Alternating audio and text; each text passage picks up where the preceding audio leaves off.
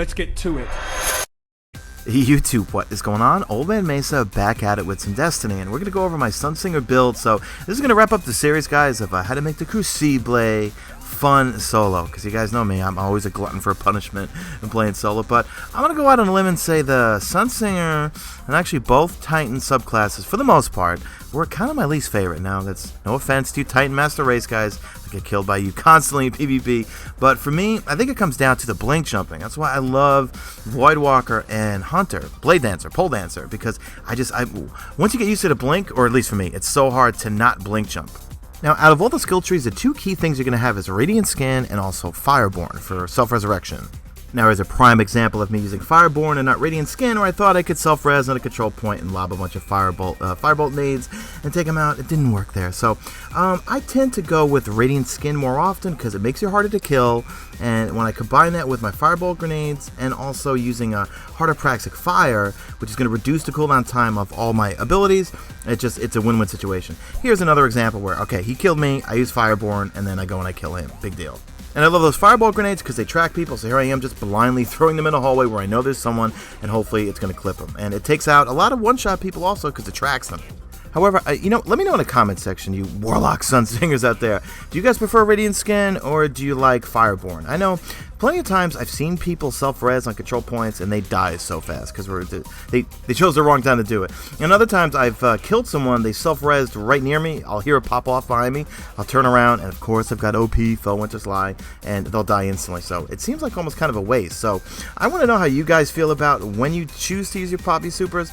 The way I've been doing it right now is I'll see a number of enemies, I'll pop it, I'll have Radiant Skin, which means I'm more difficult to kill, and then I'll just start lobbing in those Firebolt grenades, which are hopefully going to track them. And if people are one-shot, those things are really good for taking them down. And fusion grenades are ridiculous for killing people. I believe one fusion grenade stuck to you will kill you, but I'm not so great with getting them stuck to people, so I go with Firebolt nades.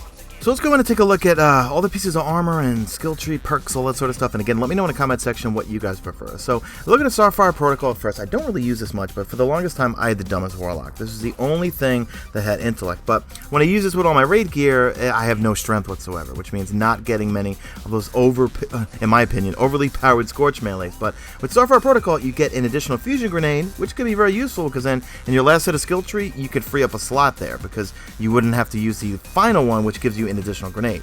But I love my Heart of Praxic Fire because all your abilities cool down, which means you're going to get tons of nades and also tons of those Scorch melees, which is very, very useful when you combine it with Radiance. You're tough to kill, you've got Scorch melees over and over and over, and you got nades over and over. Now, some breakers, I know they get a bad rap, but I mean, they can be fun sometimes. But basically what it does is it's going to increase the duration of your solar grenades. So those could be useful if, say, in control, and I was related to control as usual, but you lob a whole bunch of those in a, say, a corridor, like on Exodus Blue going to B. They're going to have to walk around them or walk right into them and then die.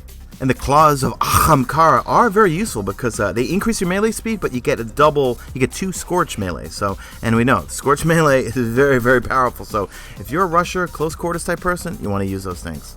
Now, there's all my helmets. You can see most of them are for Voidwalker, but Light Beyond Nemesis, I would see only being useful for salvage, skirmish, and if we ever get the Trials of Osiris, we got to revive teammates faster. So since Starfire Protocol gives you an extra fusion grenade, you don't have to use Gift of the Sun, which also gives you an additional nade, and no, they don't stack. So you could use Angel of Light or a Touch of Flame. I tend to go with Angel of Light. Sometimes it's useful, basically, when you if you're in air and you aim down sight, you'll float there for a little bit. So what I find best works for me is using Heart of Praxic Fire, a Gift of the Sun, and also Firebolt grenades. Again, love the Firebolt grenades because they track people. You end up getting a lot of kills from one-shot people, and if you got two of them, just love throwing them in areas where battles are going on between other people, because sometimes you can take a kill away from them. For the jumping, I just go with Balance Glide. Again, I mentioned before, I love blink jumping. It's hard for me to get used to any character in PvP that doesn't have the blink jump, i.e. Voidwalker or a Pole Dancer. Then with Radiant Skin, that's pretty much what I'm using. But again, I want to hear, what do I keep saying again?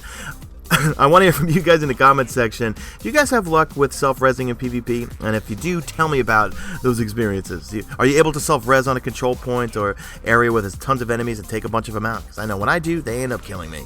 Now for my melee, I go with Flame Shield because it's very useful in PvE and it carries over to PvP. So if you just damage someone, you're going to reduce incoming damage for a short time. So get a little bit of a temporary shield there. Now I go with Arcane Spirit and Divine Order. Arcane Spirit's all about recovery and toughness, and then Divine Order's all about toughness at all costs. So I'm kind of mixing it up a little bit. I know I usually go with recovery and speed, but for the most part with Sunsinger, I'm really keeping my distance and trying to make myself die a lot less, so that's why I throw in some toughness there. And then in his final skill tree, I go with Radiant Will, so it's going to increase the duration of Radiance. I don't really mess with the other two, Viking Funeral and Sunburst, but let me know, again, always guys, always ask, let me know in the comment section what you guys like to use. So wrapping it up, doing this series was a lot of fun, you know, I've said it before, it takes me out of my comfort zone, which is only using Voidwalker and Hunter Pole Dancer, Blade Dancer for PvP. So that's it, Babel Mode's engaged. Drop a like in this video only if you see fit. Make sure you share it if you enjoyed it. Follow me on Twitter at Mesa. Check out my stream, the links will be in the description. And that's it, you stay gorgeous, Guardians.